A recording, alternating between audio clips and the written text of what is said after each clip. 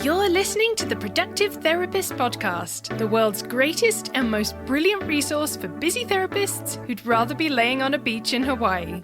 Each episode is packed with simple tips and inspiring insights from the Productive Therapist team to help you grow your practice and have fun doing it. So without further ado, let's help you get more done and have more fun. Hello, and welcome back to the Productive Therapist Podcast. If we haven't met, my name is Uriah Guilford, and I am a retired therapist, an almost retired group practice owner, and also the head nerd here at Productive Therapist. I had a fun conversation today with Kris Jones. I hope you really enjoy this one. She was hand-selected as a mentee by StoryBrand's Donald Miller. She's cracked the code on turning expertise into sales. After 20 years of crafting stories for giants like Nike and Adidas, she discovered something shocking. A single, well-told story can replace all your marketing and double your revenue. Pretty cool concept if you ask me. Today, she helps coaches and consultants scale from $30K to $300K per month using her signature story selling system, proving that you don't need endless content or complicated funnels to attract premium clients. Just one story told well. I had a really enjoyable conversation with Kris. So many wonderful concepts and ideas that I think you will enjoy about simplifying your marketing and using story to draw in and attract the most ideal clients for your practice. So take a listen. And if you have enjoyed this podcast, if you enjoy this podcast or previous ones, it would be amazing if you would go to Apple or Spotify and leave us a rating and a review. That would just mean the world. Without further ado, I'll hand you over to my conversation with Kris Jones. Enjoy. Hello, Kris. Welcome to the podcast. Hello, Uriah. It's so lovely to see you. Yes, I'm particularly excited about this conversation because I think some of the topics that we're getting into, I know they're your favorites, and they're also some of my favorites. So this is going to be a good time for sure. Yes, I'm looking forward to it. Before we dive into talking about how to replace all your marketing with a single story, I have to ask you two specific questions, somewhat related, but kind of unrelated. Is that okay? Oh, yeah. I'm open. Yep. So I'm just curious because I don't know. I'm wondering if you can tell me the story of the name of your business, which is Red Door. I know there's a story. I'm curious to know what it is. Yeah, absolutely. I founded the business 23 years ago, which is hard to even believe. Wow. Yeah, I found my purpose early in life, and red was my longtime favorite color. It's since shifted slightly into the hot pink tones. Nice. But I love the color red. I loved what it represented, and I really love this idea of a red door and the meaning behind that. So a red door signifies prosperity and also just like a nurturing experience. And so I love the idea of like combining those two things. That's what I help my clients do, and that's what I want them to experience with me. I love it. That's fantastic.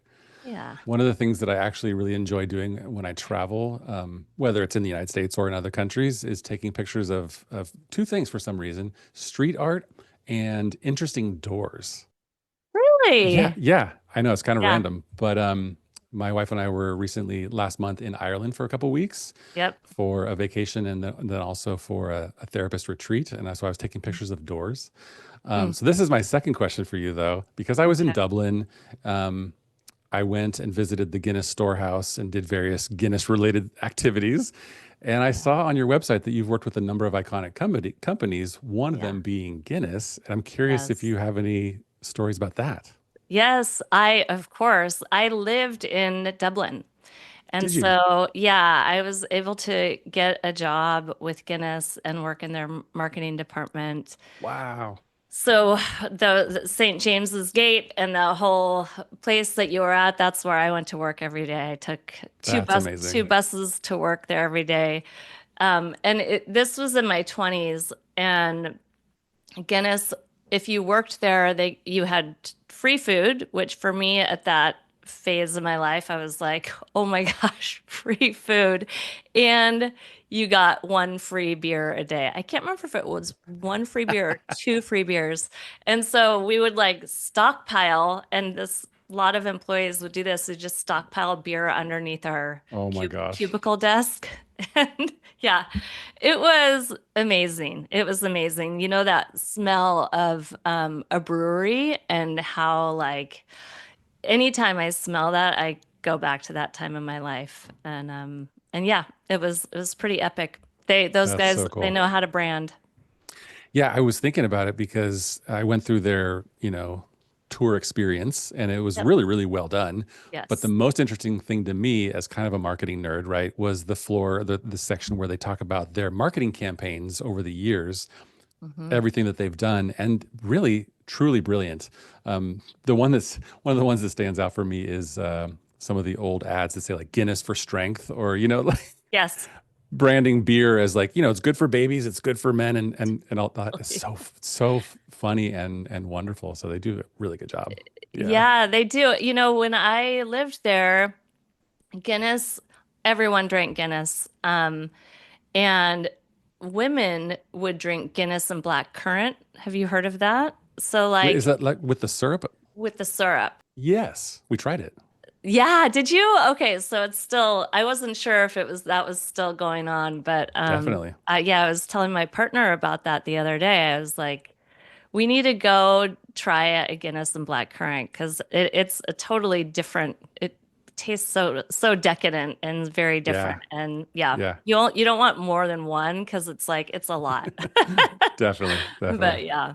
That's so great. Thanks for sharing that. I had no idea that you actually worked there. I just kind of thought maybe you worked for them for a period of time or worked on a Oh, project, but that's fun. yeah. Yeah, Yeah. It was really a lucky experience. that's fantastic. Yeah. So the idea of replacing all of your marketing with a single story sounds enticing, but almost too good to be true. So tell me a Hmm. little bit more about this idea. Yeah. So really the idea is that story is the way that we connect with other people. And there's a lot of psychology around story, as you know. It's a beautiful way to build connection, build trust. And so we clearly want to be using story in our marketing. But how do we do that? I believe every business or business owner needs one signature story for their business. And that same story can be used in every area of your marketing. And the reason that you can use one story everywhere, the same story everywhere, is because your signature story works a lot like an accordion. It might be a longer story, like on your homepage. It might be in a video script. It might be this length, and as a one-liner or an elevator pitch, it's the shortest version of the story. But the fundamentals of the story, the components of story, are the same no matter where you're telling it, no matter the length. And so when I work with my clients, we put together their story, we craft their story, and then we give it to them in all these different versions from long to medium to short. So then you can show up online very congruent, very consistent. If somebody happens upon you on social media and then they go to your website, it's all really in alignment with each other. That doesn't mean you're being lazy. Like, yes, it is less work, which what a gift, but it's actually it's less work, but it builds trust quicker. And half the battle as self-employed people is really just being remembered and being known for the thing that you do. And if you want that, this is the easiest path to get there. Yeah, I like that you said alignment. You talked about alignment where everything kind of has a through Mhm. line. Is that Yeah, like a golden thread. a golden thread? Thank you. Yeah. Yeah, exactly. Yeah. So many questions in my head, but the first one that comes to mind is, do you think that most business owners don't really think, when they think about branding, messaging, marketing, they don't really start with story? Do you think that's true or not? Oh, it's so true. And why so, do you think? I think that, part of it is just when you become self-employed. The things that sound the most fun are like, I need a logo, I need brand colors, or I need a website, and I'm gonna crank one out without really taking the time to figure out, what do you want to say? What do you want to be known for? What's the problem you want to be known for solving? What kind of transformation do you want to provide for your clients? So the story work that we do is the foundation. It's that fertile soil in which everything else grows from. So if you can imagine, really truly like dirt on the ground, and that is your story. That's the foundation of everything. And then as the tree grows, then that's like your website is informed by that soil. Your branding is informed by that. Everything that you do visually or in written form is informed by the foundational story that we craft. But it takes a little bit of work to pull that out, I imagine, with some business owners, because they don't start there. Do they need to kind of discover? Do you help them discover their story? A lot of people that come to me, they're a year in or 2 or 3 years in, and that's fine. Like, I don't think that anybody can really shortcut that first year or two. Like, there's Sure. so much bootstrapping and so much DIYing that is so hard, and so much learning going on. And I just don't think that there's a shortcut around that. I think what's best is for you to do what you need to do, slap up a website, get your logo, get out there, like just get the wheels going, get a year under your belt, and you learn so much during that year around the type of people you like to work with and how do you like to deliver. Do you want to work with groups? Do you want to work one-on-one? And so at that point, I think is the time most people come to me and they say, when I think back on the last year or two, no clients have come to me through my website.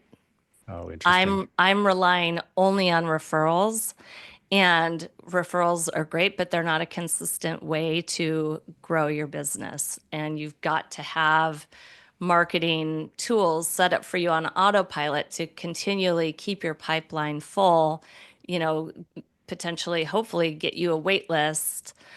So you constantly like have people that are lined up, excited about working with you. That's really the goal.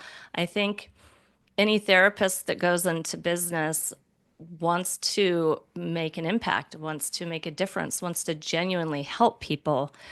And they don't do that because they also want to become a part-time marketer. The True. marketing piece is like this, oh yeah, I didn't realize like I got into this business because I love the work, not because I want to be a part-time marketer and posting on social media and all the things that we can feel like we have to get involved in. We don't necessarily have to, like social media being a perfect example. If you have a website that is set up to sell and you're doing a couple of activities to send people to that website, that's all you need to do. You don't have to be on social media all the time unless you really want to be. But there are so many options that require much less effort to create a profitable practice. I like those words, less effort. So Yes. you make a Yeah. really good point, and this is Yeah. probably true of other industries, but therapists in particular, we got into what we do because it's part of our story is helping other people, being Yep. a provider of services. And yeah, definitely marketing is not the zone of genius. So we kind of like do what we have to do to get the word out. But we do, I think this is true of a lot of therapists. We do have a very personal story of what brought us to this work.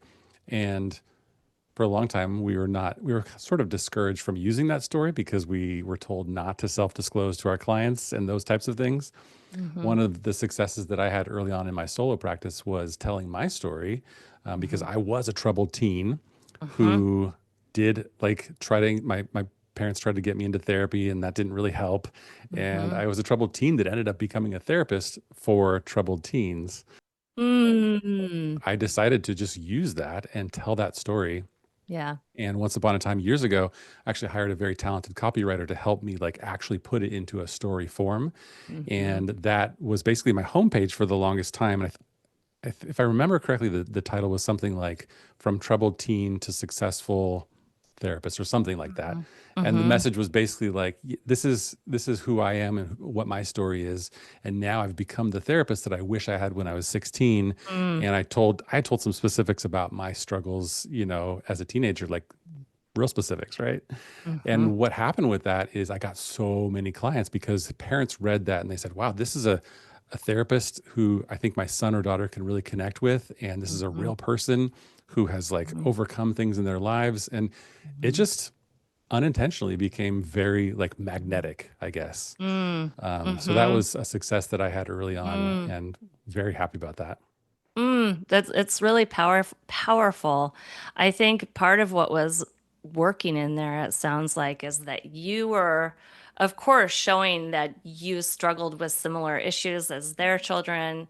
You came out the other side as a therapist who now understands the problem so thoroughly, so intimately. And when we can show up and show our potential clients that we truly get the problem, we really get it through and through, our brains or their brains automatically think you're the best one to solve it. It's Click incredibly connection. powerful, Yeah. right? They feel seen, they feel heard. Hmm. You've shown some vulnerability, and so stories like that are irresistible to our brains. We cannot help but engage.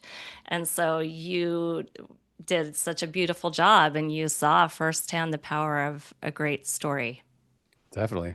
I think I Yeah. had some challenge translating that into my group practice when I started that about 10 years ago, Mm-hmm. which was Guilford Family Counseling, and now it's Intune Family Counseling, like I was telling you earlier. Mm-hmm. And that then became much less and less about me and my story. And people who were coming to us didn't really know Uriah or didn't really care about Uriah, which was Mm-hmm. hard for me in a moment, but then it was fine. Yeah. Um, so I guess I would ask you this question: two potential scenarios. So let's say there's a solo or group practice Mm-hmm. that is more general in nature. Like Mm-hmm. they kind of work with all kinds of people, all kinds of problems. So there's not like a through line necessarily or a golden thread. Mm. How would a business like that tell a compelling story? Mm. Well, I would encourage that practice to really get clear on the problems that they solve. And they could hone in, and maybe it's two or three problems that they solve. But if you're everything to everyone, you're nobody to anybody, or whatever that phrase Sure. is. It's Yeah. like you actually kind of can't have a compelling story if you're not clear on essentially a single problem that you solve. There Right. are lots of creative ways to keep things broad but clear. So you could create a larger bucket, like, you know, kids with anxiety, or Hmm. like families, right? There's endless issues that a family might have, but you're very clear that you're helping families, and you're very clear that you're creating connection, getting them in sync and in tune with each other, um, in rhythm with each other. I really love that word rhythm. Yeah. Your old name. I have yet to meet a client where we haven't been able to do it. There's Right. always a way, and I know how to ask the right questions that pull that story out. And because I'm not, as business owners or as therapists, we're so close to our own selves, we're so close to our own practice. We're inside the bottle trying to read the label that can only be read from outside. And so I'm able to come in, ask the right questions, and truly, because of that perspective, I can identify that golden thread. And Right. it really just bubbles up to the surface. That's helpful. So it sounds like part of the answer to that would be probably choose a couple different focuses or niches, as we like to call them, or niche. Yeah. Yeah. And then that allows you to clarify the messaging and, Yeah. classic Donald Miller example, right? With the website that sells pet food and they've got two buttons, one for cats, one for dogs. I don't know. Is Yes. that a good example, Yeah. maybe? Yeah. Yeah. Yeah. That's a great example. Yeah. I mean, if you're really, I would say 99% of the clients that I talk with are like, but I have two very different types of clientele. Mm-hmm. And I say there's always like an overlap on the Venn diagram. There's always a way we can essentially craft the story so it speaks to both people. There are ways to set up the page that truly does connect with both people. But in a situation where where you really want to separate that out, then yeah, create a page for this audience and a page for that audience, and Sure. then, you know, customize the message to each of them. And then also possibly there's a way to take a business that serves multiple different populations and have sort of an overarching story or theme. Everyone deserves good Yeah, mental health or something along those lines. for sure. And then For you can sure. talk about why that's important. And Yeah. Yeah. yeah, So you can really, as there's so many ways to skin the cat, but sure. you can create like a homepage that is an overarching message about what you stand for, who you work with, and then you can identify and give them the option to choose which one they are, and then go to that page and learn what you can provide for them there. But I'm a big fan of doing the work and doing the heavy lifting to get clear, to really have one message and one Mm-hmm. page. Most people will not navigate to a secondary page. And so I really like to kind of include multiple pages just on the homepage, meaning integrating the about page on the homepage, integrating the services page on the Mm-hmm. homepage, and not when people land on your website, you don't want to send them on a scavenger hunt to try and gather the information they need to take that next step. So, Definitely. yeah, a lot of times we want to be helpful and we want to, show our potential clients all the things that we know, but your website in particular is like a first 5-minute coffee date. It's just there to create enough interest, intrigue, trust for them to want to, hop on a call or take whatever that next step is that you want them to take, fill out your form. It's just to get them to excited about moving forward if they're the right type of client for you. You only have nanoseconds, if that seconds, to like grab the attention of somebody. Yes. What do you think are some of the best ways to do that on a website, on a homepage, without scrolling? I Mm-hmm. have some ideas in my head. I'm sure they're probably the similar ideas, but Yeah. how can a therapist, once they craft a compelling story, how can they best present that on their homepage so that when somebody lands on it, they go, "Oh, that's interesting," or "This Yeah. is I want to know more." Well, there's nothing wrong with having them scroll on your homepage. Sure. It's much clunkier to move from to multiple pages, but if they land on your page, that upper section, which I call the hero or the header section, right? It's the first thing that they see on your website. It's usually a big image and a big headline and a subhead and a button. And this is really the most important work that you can do, because when they land on your website, they're wondering, am I in the right place? And you have to give them the information that they need to identify that. And then that way, people that aren't looking for what you're doing leave, which is a good thing. And the people that are looking for what you're doing stay. And if you've done the heavy lifting of getting clear and you're able to, within about 5 seconds, communicate what you do, how it's going to make my life better, and what do you want me to do next? You need to do those 3 things in about 5 seconds. If you do that well, then they're going to continue to scroll. Right. And so that's really the top priority. If you get that wrong, they're going to bounce to another website and you've just lost a potential client. It's amazing to me how much effort and work it takes to actually put together that image in those maybe 20 or 30 words, but how Yes. powerful they are at the same time, right? Yes. Yeah. Yeah. It's very, very hard to do for yourself. It really is. But if you have help and you have somebody who understands story and is good with keeping things clear and simple, it doesn't have to take very long. Absolutely. Yeah. As we're talking, I'm thinking about productive therapists and thinking, I need your help crafting a better story because over the last 7 years of having productive therapists as a business, we do have a core service and we do have a core sort of transformation that we provide. But me, with my creative entrepreneurial brain, I've created a directory and written a book and I have a podcast. And I feel like I've got to the point where I've got too many things to where when I meet people, sometimes, unless they already have been on my list and know me and know us, they're like, Mm-hmm. so tell me, what does productive therapist do? Mm-hmm. And Mm-hmm. really what I want is for everyone out there to be learning about productive therapist and telling some similar story, right? Oh, productive therapist, yeah, XYZ, right? They're known for when Yeah. they ask you that question, how do you answer it? Like when they go, "What does productive therapists do?" How do you answer that? I just had that. I was at a conference. I was speaking in Austin, Texas, to a small group of therapists, and a number of them knew of us and had engaged with us before and purchased our products and services. But I was sitting at a table eating breakfast with a group of therapists, and one of them, who had clearly heard of me and us, said, "So tell me about productive therapists. What do you do?" And so I told them about our core service, which is providing virtual intake coordinators for mental health practices. That's the Mm-hmm. main thing that we do. Mm-hmm. But Mm-hmm. I spent a lot of time and energy talking about AI and like, Mm-hmm. Mm-hmm. operations and all kinds of other Mm-hmm. different things. So yeah, it's not as focused as it could be, to be honest.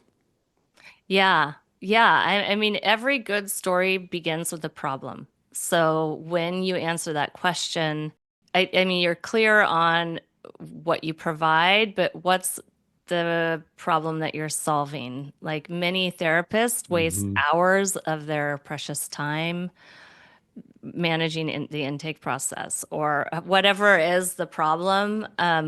Tell me, what is the problem? Yeah, when therapists become successful, they find themselves overwhelmed and overworked. They become too busy because they're wearing all the hats, they're doing all the things, and then they wonder why they got into it in the first place. But the Mm-hmm. the real problem is they just need some help.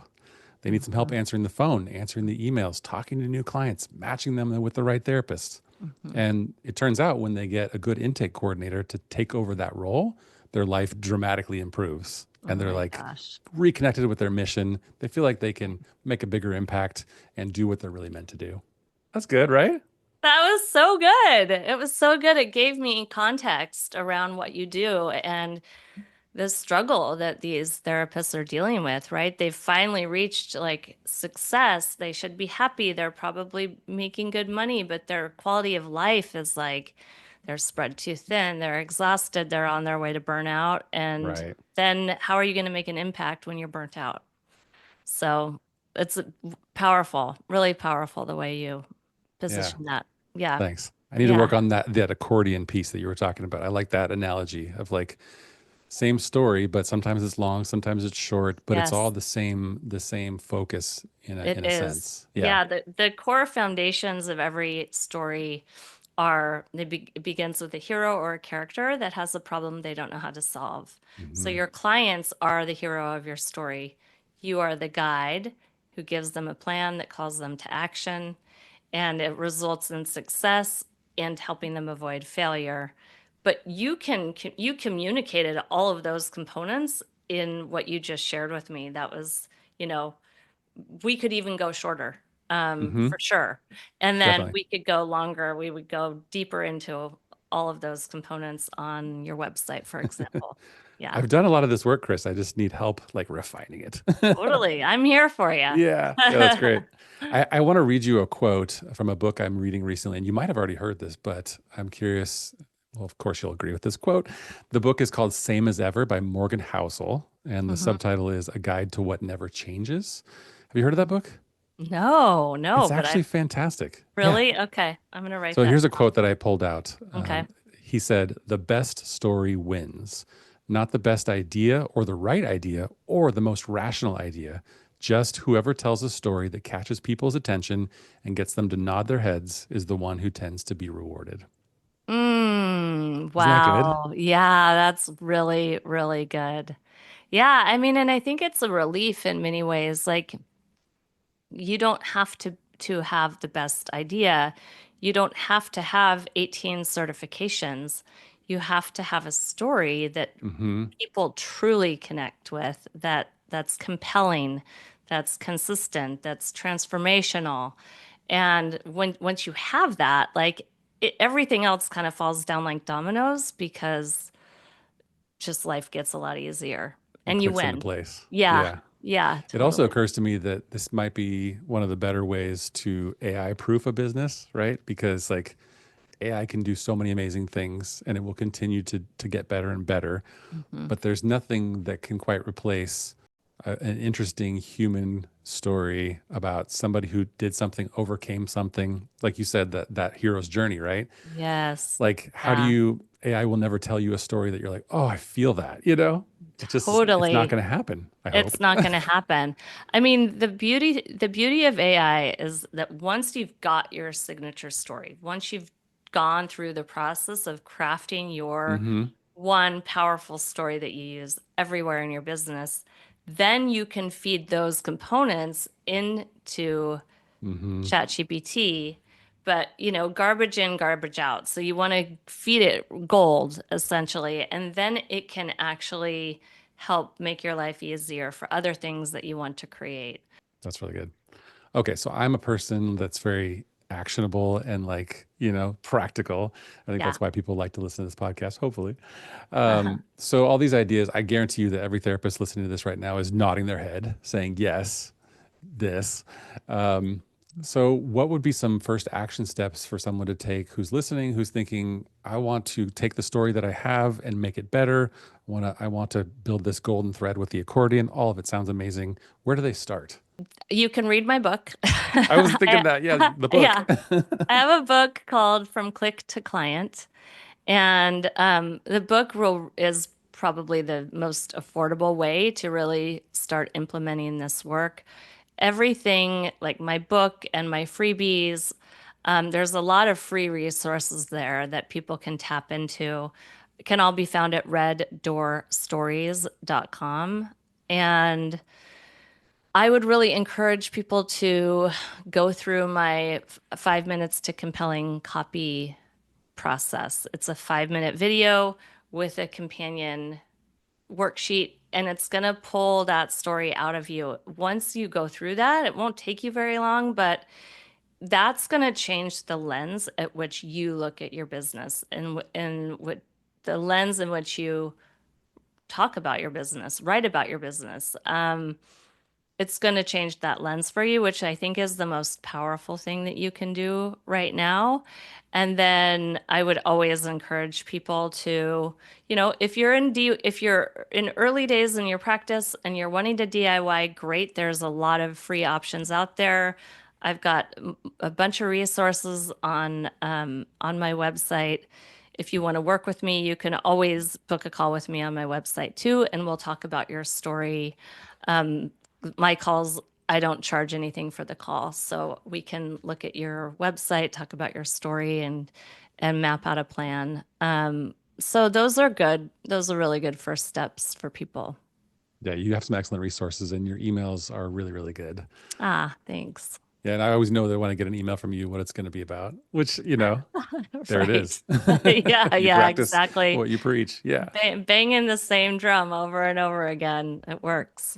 I think it's an important one. Yeah, I appreciate what you're doing for all the businesses that you've helped in the past and present and future.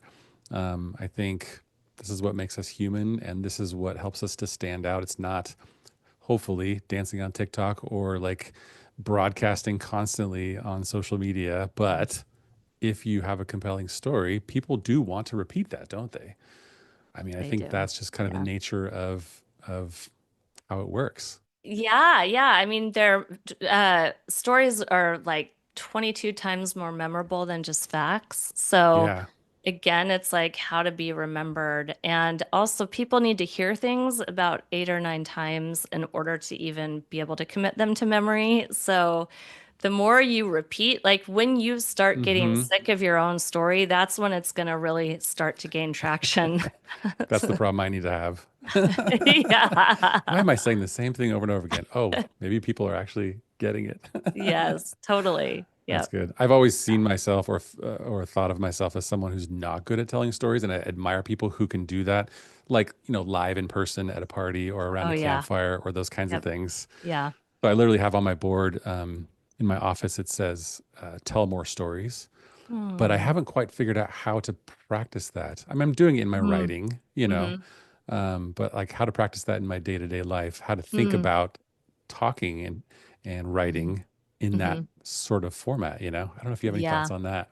Yeah. I mean, oh, so many there, but I do have a book recommendation around that. If you're wanting to really Yes, please. practice that, there's a book called Stories. I think it's called Stories Sell by Matthew Dix. Stories Sell Okay. by Matthew Dix, and he is like a 10-time Moth storytelling Grand Slam champion, whatever it is. Like Wow. he's a great storyteller. He managed McDonald's for many years in his younger years, then became a teacher and used story to like unconsciously use story. And it got him to these incredible places. So it sounds like a book about selling, but it's really a Hmm. book about storytelling and also being able to do it verbally. That's fantastic. Yeah. I'll put that in the show notes, and I'm going to go get that book today. Thank you. So good. I listened to it on audio and I really feel like I got to know him better because of that. So I don't know if you love audiobooks, but I yeah, do. I'm all me about the too. audiobooks. I like try to think of myself as somebody who sits down and reads books. I still buy books and I put them on my Yeah, shelf, and then I go get the audio and I listen to the audio, which is kind of funny, totally. but I like books. You're not alone. You're not alone. I do know when I sit down to read a book, which is not often, the feeling of having the pages and to be able to kind of underline things, like it truly is like such a Hmm. different experience. Um, but I think as, business owners and professionals, sometimes we just want to like have it in our ears while we do the dishes or on a walk or whatever, and that's delightful. Like I think I'm an auditory learner, and so I think it sinks in deeper when I'm doing Audible. Definitely. I agree. Hmm. However, I will say this one thing before we wrap up. When I really want to like soak in the content of a book, usually it's nonfiction, of course, right? But there are times when I will be diligent enough to sit down with the book and a highlighter, listen to the audio, and then highlight as I go through. Yeah, Ooh, I like that. because then you're like taking it in multiple different ways, and then you have a touch Yeah. point for getting back to the things that were Yes. interesting. Yeah, Oh, that's good. I should do that more. That like if you really want to get really good at something fast, that's the fast track.